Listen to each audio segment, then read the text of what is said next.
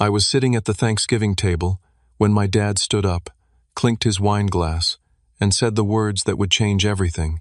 The dining room at my childhood home in Connecticut fell silent as he announced he was selling Harper Industries, the family manufacturing business he had built over 35 years. A buyer was paying $50 million. Then his eyes locked on mine, cold and deliberate. "Kenneth, you're not part of this deal. You walked away from this family, so you get nothing." The room felt like all the oxygen had been sucked out. Everyone stared. I kept my voice steady.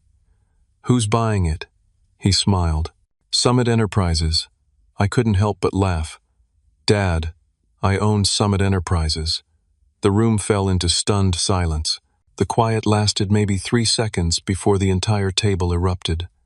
My younger brother Trevor shot to his feet, his face turning red as he demanded to know what I was talking about. My mother Diane sat frozen, her fork halfway to her mouth. Cousins and aunts and uncles all started talking at once, confusion mixing with shock. But my dad just stood there at the head of the table, and slowly, deliberately, he began to smile. That smile sent ice water through my veins. "I know you own Summit, son," he said calmly, cutting through the noise. "I've known for 3 months." My confidence, which had felt so solid just moments before, started to crack. He reached over to the sideboard and picked up a manila folder I hadn't noticed before. When Summit Enterprises first approached me about purchasing Harper Industries, I thought it was odd. A company I'd never heard of, offering well above market value and pushing for a quick close. So I hired a private investigator. He opened the folder and pulled out a stack of papers. "Shell companies, Kenneth. Layers of them. Very clever. Took my investigator 2 months to trace them all back to you." Trevor's face went from confused to angry in an instant. "You've been trying to buy Dad out behind our backs?" I opened my mouth to explain, but my father wasn't finished. "I've been playing you, Kenneth. For 3 months I've known exactly what you were doing, and I've been preparing." He slid the folder across the table to me. I grabbed it, my hands not quite steady, and started reading. It was a board resolution from Summit Enterprises, my company. There, in black and white legal language, was a clause I'd forgotten about from when I'd set up the corporate structure 2 years ago. Any acquisition over $20 million required unanimous board approval. "Your board votes tomorrow morning," my dad said, his voice almost pleasant. "I've spent the last 3 months getting to know each of your board members. Wonderful people. We've played golf, had dinner, talked business strategy. I've been very generous with my time and advice." My stomach dropped. "4 of your 7 board members," he continued, "have agreed to vote against this acquisition." The room spun slightly. Without unanimous board approval, the deal was dead. And according to the contract Summit had signed, if we failed to close, there was a penalty clause, a massive penalty clause. $10 million, my father said, reading my mind. "That's what Summit Enterprises will owe Harper Industries for breach of contract. $10 million. I'm fairly certain you don't have available in liquid assets." I looked down at the papers again, scanning through the details. He wasn't bluffing. He'd systematically cultivated relationships with my board members, dinners at expensive restaurants, invitations to exclusive country club events, business consultations where he'd shared his decades of experience. He'd positioned himself as a mentor figure to each of them. Trevor was grinning now, a nasty expression I remembered from childhood when he'd gotten me in trouble. "I helped set up some of those meetings," he said. "Told Dad which board members would be most receptive. Did some research on their backgrounds, their interests, what they valued." I felt like I was falling. "Marcus," I said, naming my CFO and one of my most trusted board members. "Marcus wouldn't betray me." My father's smile widened. "Why don't you call him and ask?" I stood up from the table, my chair scraping loudly against the hardwood floor. My mother reached out as if to stop me, but I pulled away. I walked out of the dining room, through the kitchen, and out the back door into the cold November night. My hands were shaking as I pulled out my phone and dialed Marcus's number. He answered on the 4th ring. "Kenneth, happy Thanksgiving. Are you voting against me tomorrow?" I asked directly. There was a long pause. In the background, I could hear his family laughing, the sound of normal holiday celebration.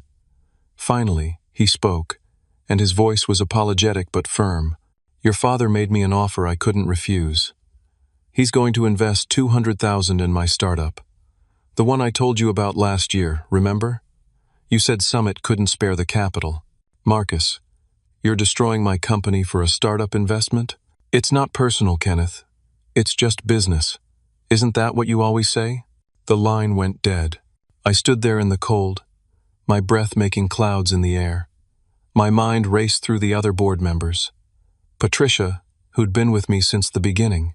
James, who I'd personally recruited from a competitor. Sarah, who'd believed in my vision when no one else did. I started calling, one after another. Patricia didn't answer. James didn't answer. Sarah sent me straight to voicemail. I pulled up my email on my phone, started typing messages. The responses came back slowly, evasively, or not at all. I did the math in my head. 7 board members, 4 voting no. The deal was dead. And Summit Enterprises, my company, the thing I'd built from nothing over 5 years, would owe a $10 million penalty I'd personally guaranteed. It would bankrupt me. I went back inside. The Thanksgiving dinner had devolved into chaos. Some relatives were arguing. Others were whispering in corners. My dad stood in the same spot, waiting for me with that satisfied expression. "You tried to be clever," he said when I walked back into the dining room, "buying us out through a shell company, thinking you could swoop in and take over without anyone knowing it was you. But you're still just a boy playing at being a businessman. You don't have the ruthlessness this world requires." I wanted to argue. I wanted to defend myself. But looking around that room, at my brother's smug face and my mother's carefully neutral expression, I realized something.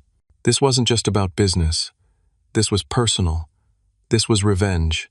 And I had walked right into it. I didn't sleep that night. I stayed at a hotel near the airport, rather than driving back to my apartment in Boston. I spent the hours calling board members, leaving voicemails, sending emails. Most went unanswered. At 6 in the morning, James finally called me back. "I'll meet you for coffee," he said. "But Kenneth, you need to understand something. This isn't just about your father's offers." We met at a chain coffee shop that was nearly empty on the Friday morning after Thanksgiving. James looked tired, uncomfortable. He ordered a black coffee and wouldn't meet my eyes as we sat down at a corner table.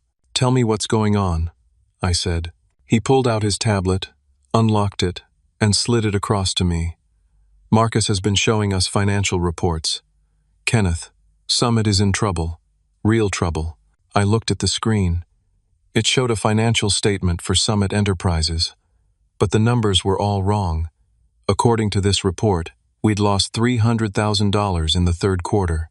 Our recent acquisitions, which I knew were performing well, showed significant losses.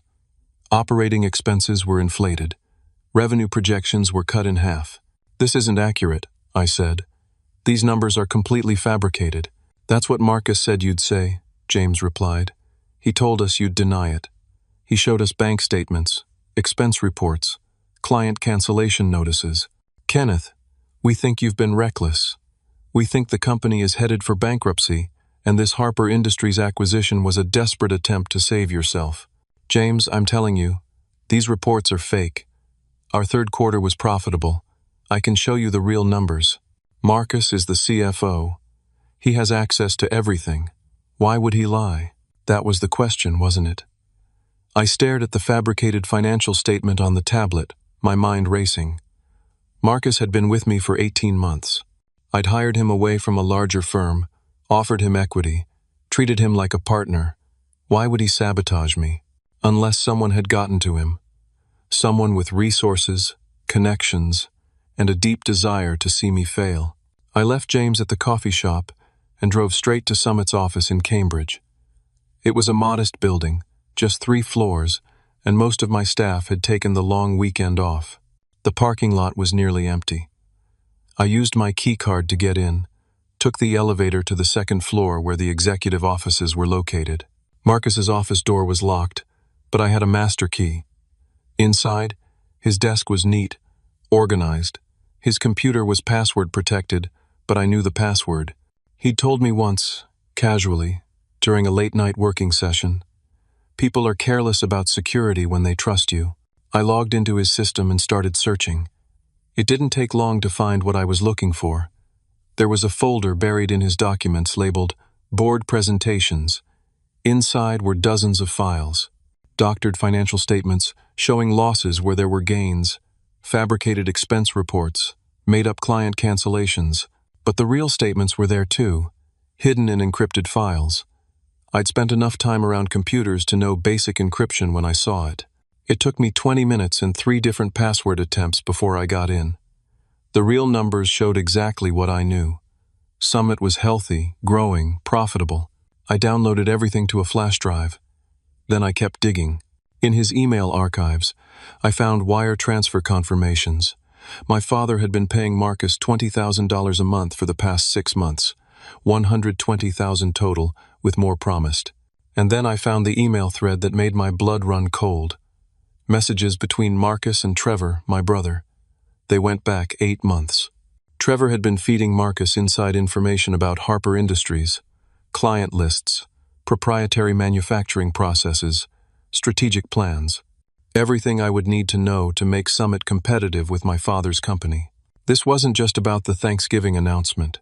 This had been planned for months. My father and brother had systematically set out to destroy me. I copied everything, encrypted the files on my flash drive, and locked Marcus's office behind me. My phone buzzed as I walked back to my car. A text from Trevor. "Board votes in 2 hours. Hope you've made peace with failure." I drove back to Connecticut. Not to my parents' house, but to Trevor's place. A modern townhouse in a development 20 minutes away. His car was in the driveway. I parked behind it, blocking him in, and knocked on the door. He opened it with a smile. "Come to beg?" "Why?" I asked. "Just tell me why." He leaned against the doorframe, casual, relaxed. "You really don't know? Kenneth, you've always been the golden child. Dad wanted you to take over Harper Industries. You were supposed to be his successor. But you walked away 5 years ago to start your own thing. Said you wanted to build something yourself. Prove you could do it without the family name. So you decided to destroy me for that?" "I decided to show Dad that I'm the son he should have valued all along. When you left, I finally got his attention. I've been running operations at Harper for 4 years now. But you know what he says to me at least once a week? Kenneth would have done it differently. Kenneth had better instincts. Kenneth, Kenneth, Kenneth. Do you have any idea what that's like? So this is jealousy. This is justice," Trevor said. "You abandoned us. You get nothing." The door behind him opened wider, and my mother appeared. I expected her to intervene, to tell Trevor he'd gone too far. Instead, she looked at me with cold eyes. "You chose money over family, Kenneth," she said. "You walked away from everything your father built. You broke his heart. I wanted to build my own path. That's not a crime. And now you're trying to steal his company out from under him," she continued, "using shell corporations and legal tricks. You think we don't see what you are?" I stared at her, this woman who'd raised me, and felt like I was looking at a stranger. "You're really going to stand there and defend this? They've been sabotaging my business for months. They've bribed my employees. They've fabricated financial records. Your father has done what he needed to do to protect his life's work," my mother said. "If you'd stayed loyal, none of this would be necessary." I found the wire transfers, Mom. I found the emails between Trevor and Marcus. This isn't about loyalty. This is about revenge. Trevor's smile never wavered. "Prove it. You've got 90 minutes before your board votes.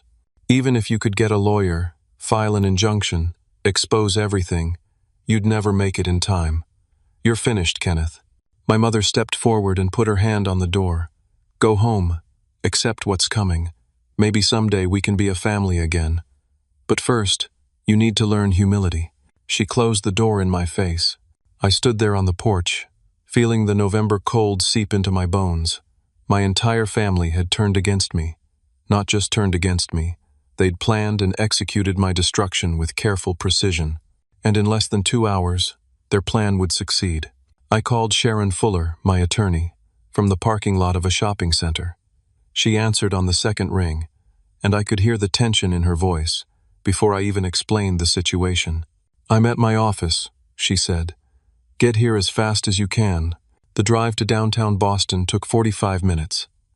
Sharon's office was in one of those modern glass buildings that reflected the gray November sky. She met me in the lobby, took one look at my face, and guided me to a conference room. I laid out everything: the flash drive with Marcus's fabricated financial reports, the wire transfer records, the emails between Trevor and Marcus, the systematic sabotage of my company. Sharon connected her laptop to the conference room screen and went through every file methodically. When she finished, her expression was grim. "This is fraud," she said. "Clear, documented fraud. Marcus falsified corporate records, your father bribed a company officer, and your brother facilitated corporate espionage. So we can stop the board vote. Get an injunction." Sharon shook her head. "Kenneth, this evidence shows fraud, but proving it in court takes time. Depositions, expert witnesses, document authentication. We're talking months of legal process. Your board votes in 90 minutes. No judge is going to grant an emergency injunction on a holiday weekend without more than what we have here. There has to be something we can do." She pulled up her email, and her face went pale. "Kenneth, there's something else. Your father's lawyers filed a lawsuit against you this morning. I just got the notification." She opened the attachment and turned the screen toward me. I read through the legal language, each paragraph worse than the last. The lawsuit claimed I'd stolen proprietary information and trade secrets from Harper Industries when I left 5 years ago.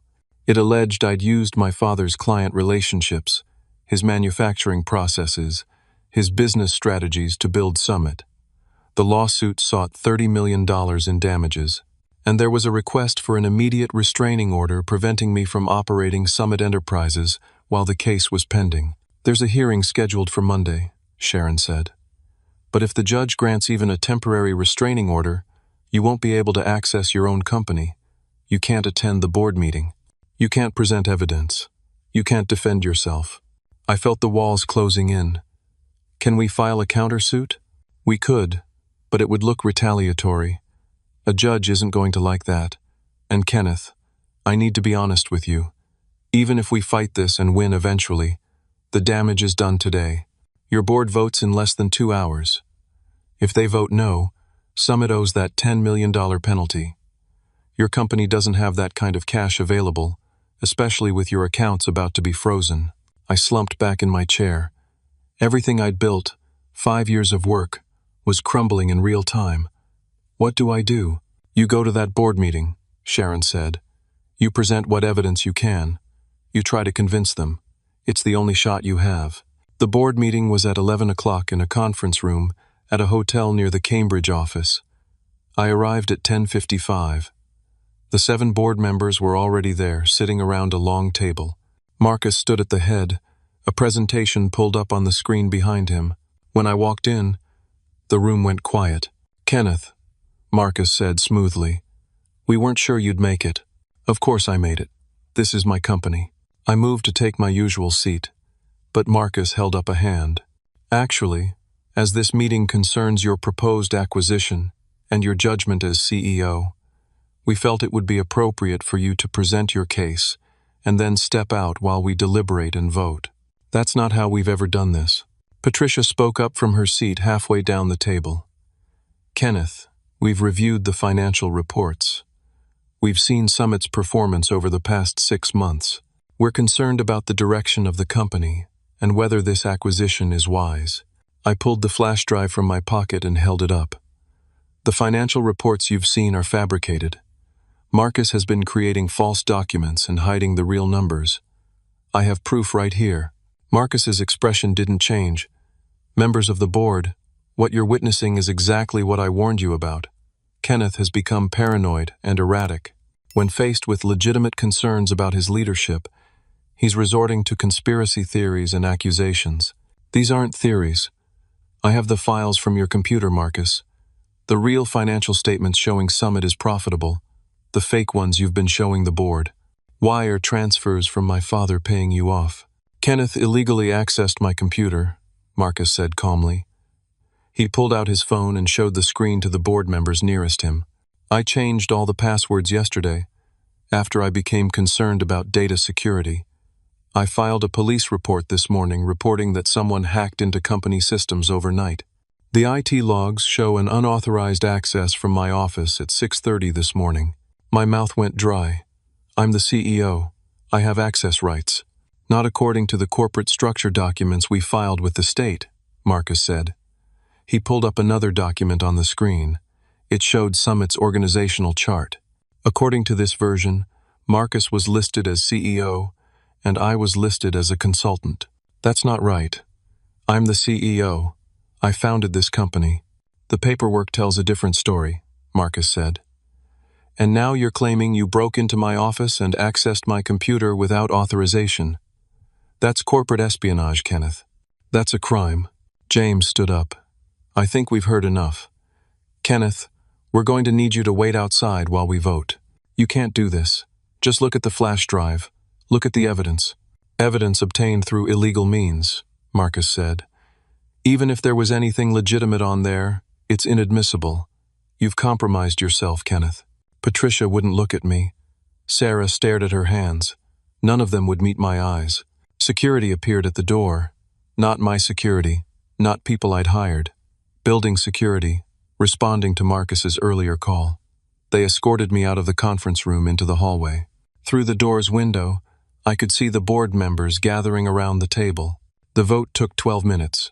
Marcus opened the door and looked at me with an expression that might have been sympathy if I didn't know better. The vote was 4 against, 2 in favor, 1 abstention. The acquisition is rejected. He handed me a printed document. As CFO, I'm required to inform you that Summit Enterprises is now obligated to pay a $10 million penalty to Harper Industries for breach of contract. Given our current cash position and the pending litigation, I'm recommending we file for bankruptcy protection. You're destroying the company. I'm trying to save what's left of it. If you'll excuse me, I have calls to make. He went back into the conference room and closed the door. I stood in that hallway, numb, as my phone started buzzing. Text messages, emails, notifications. The news was spreading fast. Summit Enterprises had failed to close a major acquisition.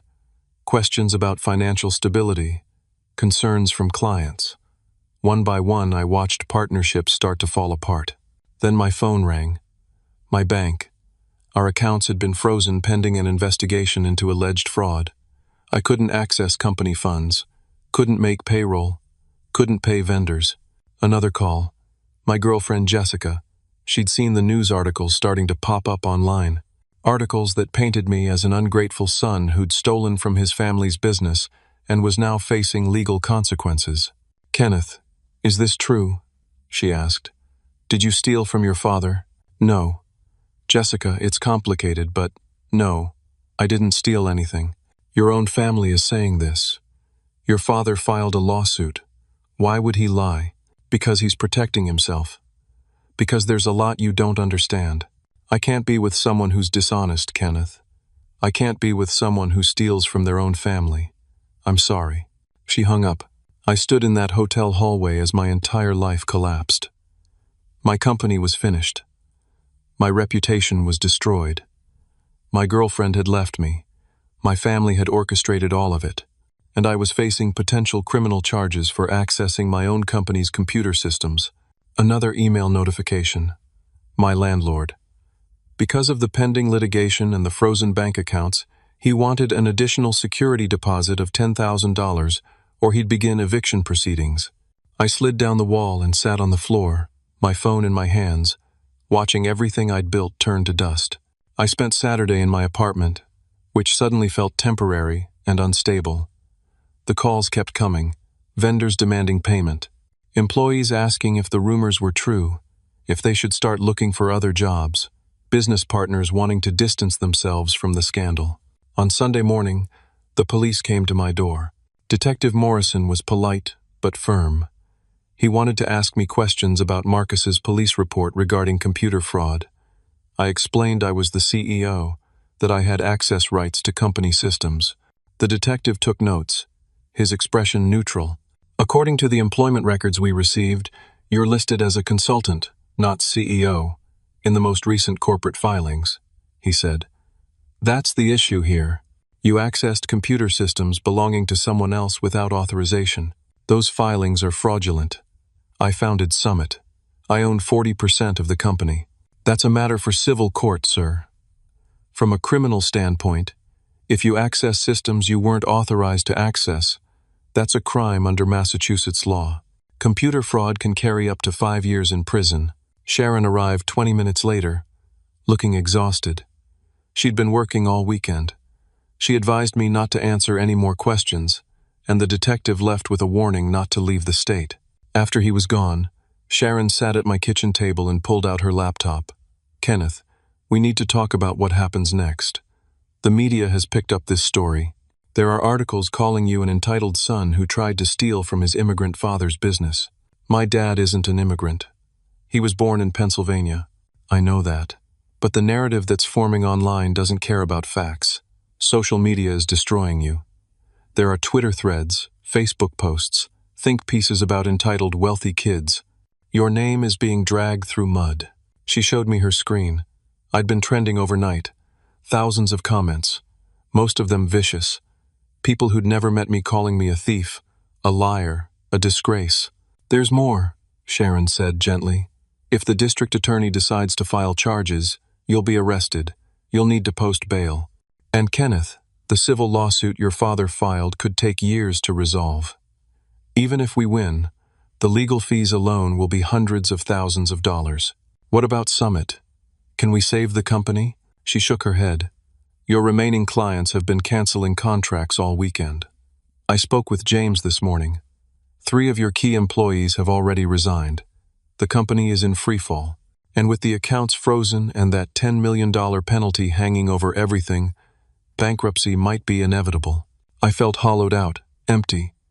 My dad has been paying Marcus $20,000 a month for 6 months. That's conspiracy, right? That's criminal. "It is," Sharon agreed. "But proving it and getting charges filed takes time. Meanwhile, you're the one facing immediate criminal liability. The system doesn't move fast, Kenneth. And your father has expensive lawyers who know how to slow things down even more." Monday morning, I met with Helen, my accountant. She'd spent the weekend reviewing Summit's finances and my personal assets. The news wasn't good. "Summit Enterprises owes the $10 million penalty," she said. "With the accounts frozen and clients canceling, the company can't pay its obligations. Bankruptcy is the only option for the business." "But Kenneth, you personally guaranteed the company's debts when you set up the corporate structure." "I know. Your personal assets total about $2 million. Your apartment, your car, your savings and investment accounts. That leaves you $8 million short. And with your father's lawsuit claiming $30 million in damages, if he wins, you'll be in debt for the rest of your life." "If I declare bankruptcy?" "Personal bankruptcy will eliminate most debts, but not the civil judgment if your father wins his lawsuit. And bankruptcy stays on your record for years. It'll be nearly impossible to get credit, start another business, or recover professionally.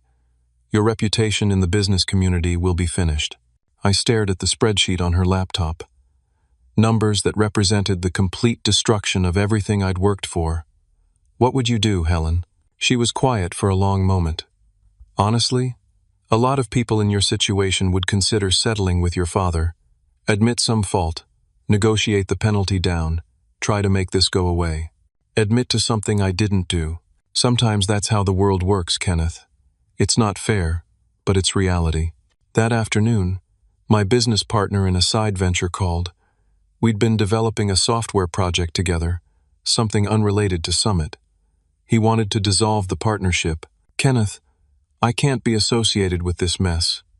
My other investors are already concerned. I'm sorry, but I need to distance myself." One by one, every professional relationship I had was severing. People I'd worked with, trusted, built things with, all of them running for the exits. By Monday evening, I was alone in my apartment with an eviction notice taped to my door. 7 days to pay an additional $15,000 in security deposits or vacate the premises. My phone kept ringing with creditors and angry vendors, former employees demanding severance pay that I couldn't provide. I sat on my couch as the sun set, looking at the Boston skyline through my window. This apartment had seemed like such a triumph when I'd moved in 3 years ago, a symbol of success, of making it on my own. Now it was just another thing I was about to lose. Sharon called at 8 that night. "Kenneth, your father's lawyers sent over settlement terms. They want you to sign a confession, admitting you stole trade secrets and proprietary information from Harper Industries. In exchange, they'll drop the criminal referral and reduce the civil damages to $1 million plus a public apology. A confession to something I didn't do. They also want you to give up any future claims to Harper Industries. Sign away your rights to the family business permanently."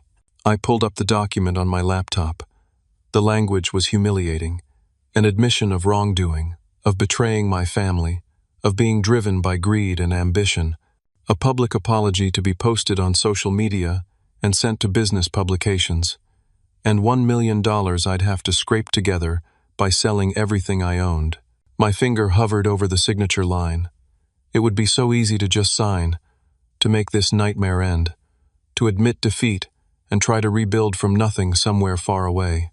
Then I remembered something. Years ago, when I'd left Harper Industries to start my own company, I'd kept backup drives, personal copies of my work, my designs, my client development. I'd kept them as insurance, never thinking I'd need them, but also because they represented my contributions, proof of what I'd built. I got up and went to my storage closet. In the back, behind boxes of old files and equipment, I found what I was looking for. A small fireproof box containing 3 external hard drives from 5 years ago. I connected the first drive to my laptop. It was encrypted, and it took me 40 minutes to remember the password. But when I finally got in, I started seeing files I'd forgotten about. Emails from my time at Harper Industries, design documents with my name as the sole author, client proposals I'd written, manufacturing innovations I'd developed, evidence that I hadn't stolen anything, evidence that I'd built most of the modern Harper Industries infrastructure myself before leaving to start Summit. I kept digging through the drives. There were hundreds of files, years of work, and then I found something unexpected. Financial records from Harper Industries dating back 6 years. I'd been helping with bookkeeping back then, learning the business from the inside. The records showed discrepancies, small ones at first, but a pattern. Supplier payments that didn't match invoices, inflated costs, money moving through the company in ways that didn't make sense. I opened a spreadsheet I'd created back then, trying to understand the company's cost structure. I'd noted the irregularities, flagged them for review, but my father had told me not to worry about it, that I didn't understand the complexities of long-term supplier relationships. Now, looking at it with older eyes and more experience, I saw what it really was. My father had been embezzling from his own company, small amounts at first, a few thousand here and there, but over time, the amounts had grown. I created a new spreadsheet, tracking the pattern forward. If he'd continued at the same rate, he would have taken approximately $5 million from Harper Industries over the past decade. The $50 million sale to Summit wasn't about cutting me out. It was about cashing out before an audit discovered what he'd been doing. I sat back, my mind racing. My father wasn't protecting his legacy. He was covering up a crime, and he was willing to destroy me to keep that secret buried. I spent Tuesday morning going through every file on those old backup drives. The evidence of my father's embezzlement was there, but scattered across years of records. I needed help organizing it, presenting it in a way that would be clear and irrefutable. I searched online for forensic accountants in the Boston area. Most were closed for the holiday week, but I finally reached someone. Emma Chen worked for a small firm specializing in corporate fraud investigations. She agreed to meet me that afternoon. Her office was in a converted warehouse in South Boston. Emma was in her 40s, no nonsense, with sharp eyes that missed nothing. I explained the situation while she took notes. "You're saying your father has been embezzling from his own company for over a decade," she said. "I think so. I found these discrepancies years ago, but I was young and didn't understand what I was looking at. Now I do. She took copies of all my files. Give me 24 hours. If there's a pattern here, I'll find it. While Emma worked, I did my own research. I looked into my father's business history, searching for anything that might give me leverage. I found an article from 20 years ago in a local Connecticut newspaper. My father's first business partner, a man named Walter Grant. The partnership had dissolved acrimoniously, and Walter had disappeared from the business world entirely. I spent hours tracking Walter down. Finally, I found a property record in Vermont, a small cabin in the mountains registered to Walter Grant. I drove to Vermont the next morning, Wednesday. The cabin was at the end of a long dirt road, surrounded by pine trees. Smoke came from the chimney. I knocked on the door, not sure what I'd find. Walter Grant was 70 years old, gray-haired, with tired eyes that had seen too much. He was suspicious when he opened the door, but when I mentioned my father's name, something changed in his expression. "You're Richard's son," he said. "Kenneth, can we talk?" He invited me in. The cabin was small but comfortable, filled with books and woodworking projects. We sat by the fireplace, and I explained why I'd come. Walter listened without interrupting. When I finished, he was quiet for a long time. Then he stood up and went to a back room. He returned carrying a cardboard box. "I kept everything," he said. "I knew someday it would matter." The box was filled with financial records from 25 years ago. Walter and my father had run a manufacturing business together, a predecessor to Harper Industries. Walter showed me documents that proved my father had embezzled from that business too. The same pattern of inflated supplier costs, mysterious payments, money disappearing. "He did it to you too," I said. "He blamed me for it," Walter replied. "Told our investors, our clients, our employees that I was the one stealing. I lost everything. My reputation, my money, my family's business. I spent years fighting him in court, but Richard had better lawyers, more connections. Eventually, I gave up." "Why didn't you go to the police?" "I tried, but Richard had covered his tracks well, made it look like I was the guilty party. By the time the truth might have come out, I was bankrupt and broken. I just wanted it to be over." Walter agreed to help me. More than that, he wanted to help. He'd been waiting 25 years for this chance. "Your father has done this 3 times that I know of," Walter said. "First with me, then with a woman named Dorothy Fisher. She died 5 years ago, took her story with her. Now you. He's a predator, Kenneth. He finds partners, bleeds them dry, and destroys their reputations when they get too close to the truth. We spent 2 days at that cabin, going through everything. Walter's records, my records, putting together a timeline of my father's behavior spanning decades. Emma drove up from Boston to join us, and the 3 of us worked 18-hour days. Emma's analysis was damning. My father had embezzled approximately $5 million from Harper Industries over the past 10 years. The patterns matched exactly what he'd done to Walter 25 years ago. Emma could trace money through shell companies, offshore accounts, carefully hidden transfers. The $50 million sale was his exit strategy, Emma explained. Harper Industries has an audit scheduled for January. A real audit, with outside accountants. Your father knew they'd find the embezzlement. He needed to sell, take the money, and disappear before that happened. "What about Marcus?" I asked. "My CFO." Emma pulled up more files. "Marcus has been getting paid by your father, but he's been embezzling too. He's stolen about $400,000 from Summit over the past year while he was fabricating those financial reports. Everyone's stealing from everyone." Sharon, my lawyer, joined us on Thursday. She reviewed everything Emma and Walter had compiled. "This is strong," she said. "We can get a subpoena for your father's financial records. With what you have here, a judge will grant it."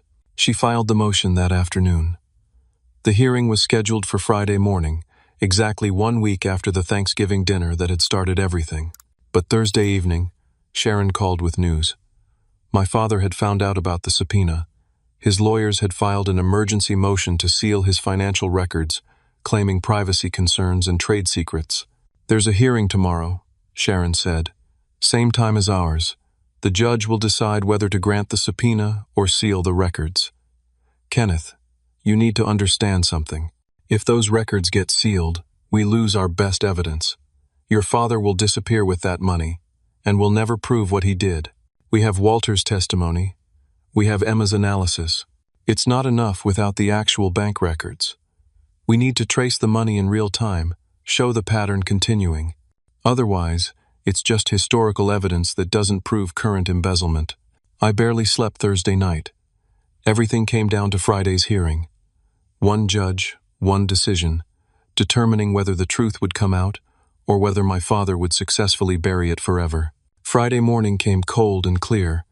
We gathered at the courthouse in Boston, Sharon, Emma, Walter, and me.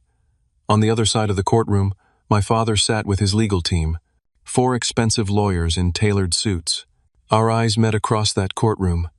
My father's expression was cold, calculating. He thought he'd already won.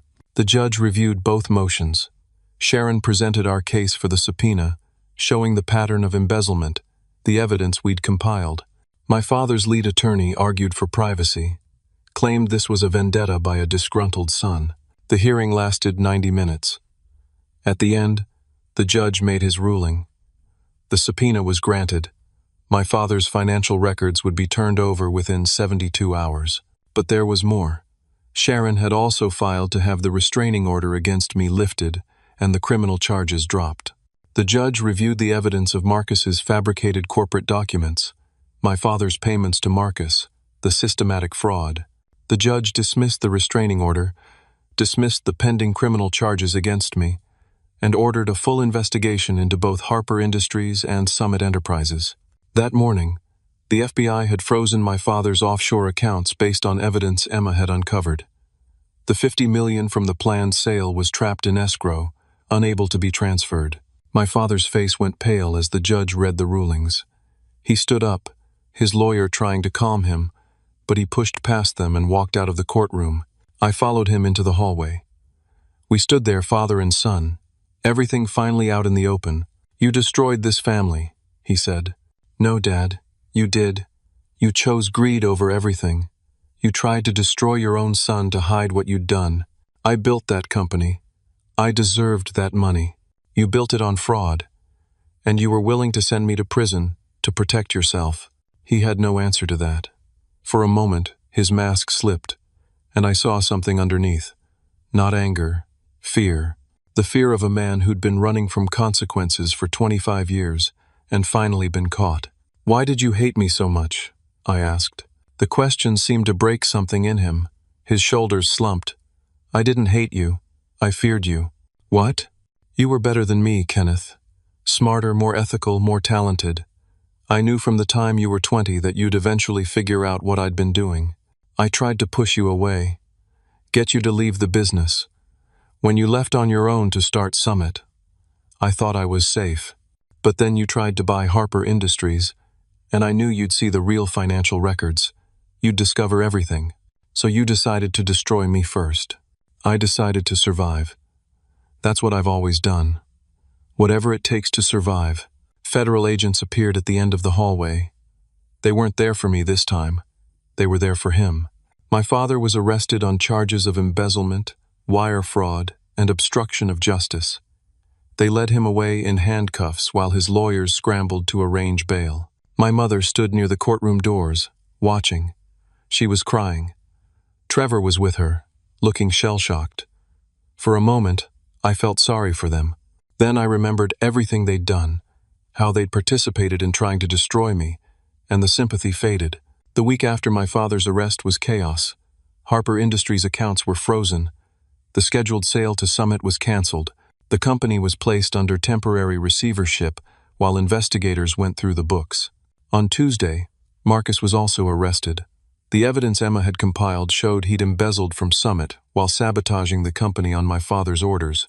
He was charged with fraud, embezzlement, and conspiracy. The board members who'd voted against the acquisition started calling me, apologizing, trying to explain. I listened but didn't offer forgiveness. They'd been manipulated, but they'd also been willing to believe the worst of me without asking questions. Sharon filed motions to have all charges against me permanently dismissed.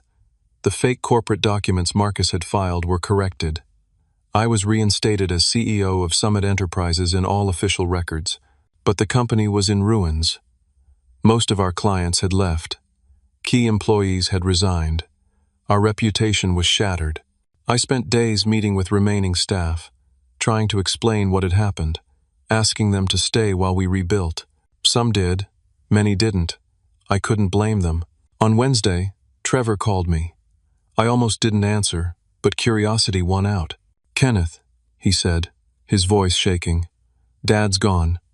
He made bail and disappeared. He took money, lots of it.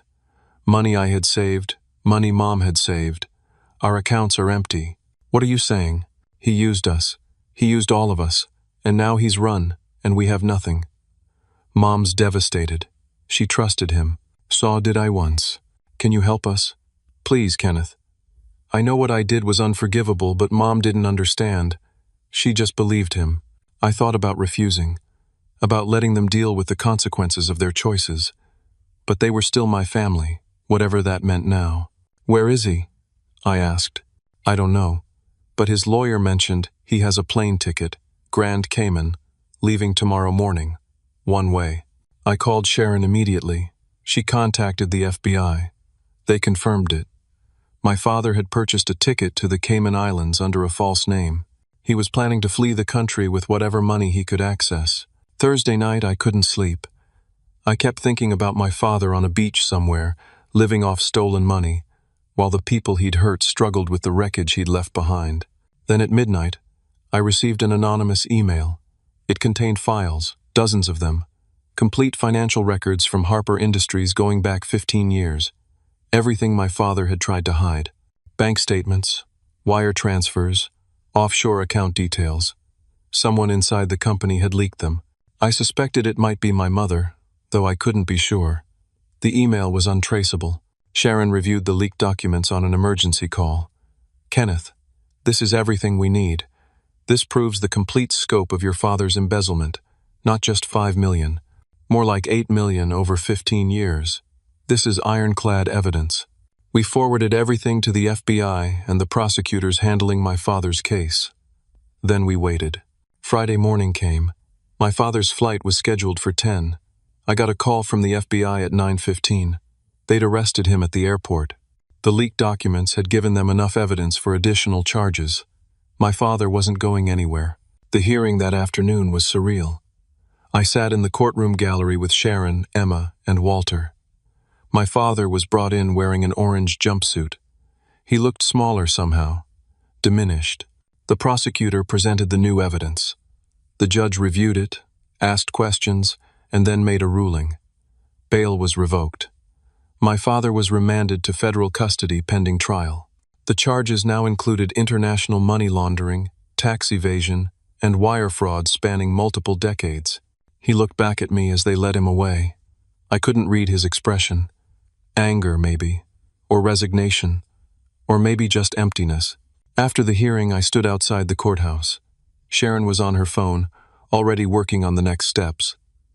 Emma was compiling a final report. Walter stood beside me, quiet. "Thank you," I said to him, "for keeping those records, for helping me. You gave me something I thought I'd never have," Walter replied. "Vindication. Proof that I wasn't crazy, wasn't the villain. That's worth more than money." My phone buzzed. A text from Trevor. "Can we talk?" I met him at a coffee shop that evening. He looked exhausted, older than his 28 years. We sat across from each other, neither sure how to start. "I'm sorry," he finally said. "I know that's not enough. I know what I did was unforgivable, but I need you to understand. Dad convinced me that you were the enemy, that you'd abandoned us, that you were trying to steal the company. I believed him. You helped Marcus sabotage my business, Trevor. For months. I know, and I hate myself for it. But Dad made me think it was justice, that we were protecting the family, until he stole from you too." Trevor nodded. "I'm an idiot. I trusted him. And now Mom and I have nothing. The house is going to be seized. Our accounts are frozen. We're going to lose everything. I wanted to feel satisfied by that. Wanted to enjoy seeing him face consequences. but all I felt was tired. "What do you want from me?" I asked. "Help. I know I don't deserve it. But Harper Industries is in receivership. They need someone to run it, to try to salvage what's left. I can't do it alone. I'm not good enough. But you are. You want me to save Dad's company. I want us to save the employees who didn't do anything wrong, the suppliers who are owed money, the clients who trusted us. They shouldn't suffer because of what Dad did." I thought about it for a long time. Harper Industries was the company I'd grown up in, the place where I'd learned business. Saving it meant confronting a lot of painful memories, but it also meant protecting innocent people. "I'll help," I said. "Not for Dad, not even for you, but for everyone else." Trevor's relief was visible. "Thank you." Over the next weeks, Trevor and I worked together to stabilize Harper Industries. It wasn't easy. The company's reputation was damaged. Clients were nervous. Suppliers wanted payment guarantees. But slowly, methodically, we rebuilt. I brought in Emma to conduct a complete audit, cleaning out decades of questionable practices. Walter joined as an advisor, helping us understand the company's history and avoid the mistakes of the past. My mother went to therapy. She called me once a week, apologizing, trying to rebuild some kind of relationship. I listened but kept my distance. Trust wasn't something that could be restored quickly. Summit Enterprises was harder to save. Too many clients had left. Too many employees had scattered. I made the difficult decision to wind down operations, pay off remaining obligations, and close the company. It hurt, but it was the right choice. 3 months after that Thanksgiving dinner, my father pleaded guilty to avoid trial. He was sentenced to 12 years in federal prison and ordered to repay $8 million. I attended the sentencing but didn't speak. There was nothing left to say. 1 year later, I hosted Thanksgiving at my new apartment. It was smaller than the last place, more modest. I'd sold a lot of what I owned to pay off debts and start fresh. But it was mine, and it was honest. The guest list was small. Trevor and his wife Amanda, my mother, Walter, who'd become an unexpected mentor and friend, Emma, who'd started consulting for the reorganized Harper Industries, and Claire, a woman I'd met at a business conference 6 months earlier. We were taking things slow, but there was something real building between us. Jessica, my ex-girlfriend, had reached out to apologize a few months back. I'd been polite, but made it clear I wasn't interested in rekindling anything. She'd believed the worst of me too easily, and that wasn't something I could forget. We gathered around my dining table, simpler than the elaborate setup from a year ago, but warmer somehow. Before we ate, I stood up to say something. "This past year has been the hardest of my life," I began. "I lost almost everything. My company, my reputation, my sense of security. I discovered that people I loved were capable of terrible things. But I also learned something important." I looked around the table at the faces watching me. Integrity isn't about never falling. It's about how you stand back up. It's about refusing to compromise who you are, even when compromise seems easier. Even when the whole world tells you to just give in. Trevor nodded, his eyes wet. My mother squeezed my hand. "I also learned that family isn't just about blood," I continued.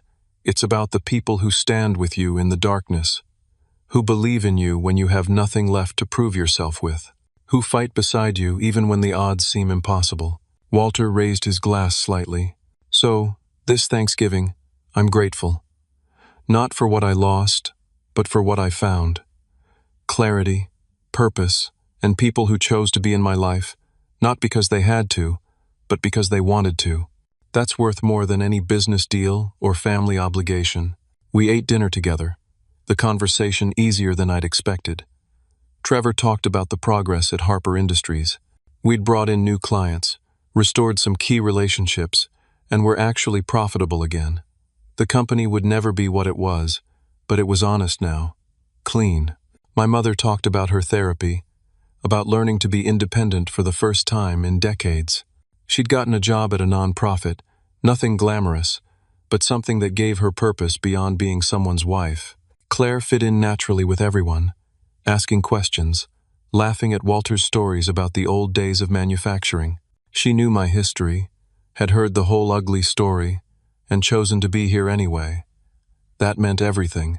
After dinner, Trevor pulled me aside. "I don't expect forgiveness," he said. "I know what I did is something you'll carry forever. But I want you to know that working with you this year has taught me more than Dad ever did. About real integrity. About what it means to build something that matters. We're not where we were," I said honestly. "We might never be there again. But we're somewhere. That's more than I thought we'd have." He nodded, accepting that. It was enough. As everyone was leaving, Walter stayed behind to help me clean up. We worked in comfortable silence for a while, putting away dishes and wiping down counters. "Your father contacted me," Walter said quietly, "from prison. Wanted to apologize, make amends." "What did you tell him?" "That some things can't be fixed with apologies, that he'd have to live with what he'd done. But I also told him that his son had more honor in 1 year than he'd managed in a lifetime. I thought you should know that." I didn't know what to say to that. "You broke a cycle, Kenneth," Walter continued. "Your father was following a pattern that probably went back generations, taking shortcuts, justifying cruelty, choosing money over people. You refused to become that. Even when it cost you everything, you chose differently. That matters more than you know." After everyone left and I was alone in my apartment, I stood at the window looking out at the city. It was full dark now, lights sparkling across Boston. Somewhere out there were opportunities, challenges, chances to build something new. I'd lost Summit Enterprises, but I'd gained something harder to define. Self-respect. The knowledge that I could face the worst and not break. That I could choose integrity, even when the price was everything I owned. Tomorrow, I'd wake up and keep working, keep building, keep moving forward. But tonight, I let myself feel something I hadn't felt in a long time. Peace. The journey from that Thanksgiving dinner to this one had been brutal. It had stripped away everything I thought defined me. But in the process, it had revealed who I actually was underneath all the business success and family expectations. I was someone who wouldn't bend, who wouldn't lie even to save himself, who believed that how you do things matters as much as what you accomplish. That was worth fighting for, worth suffering for, worth protecting at any cost.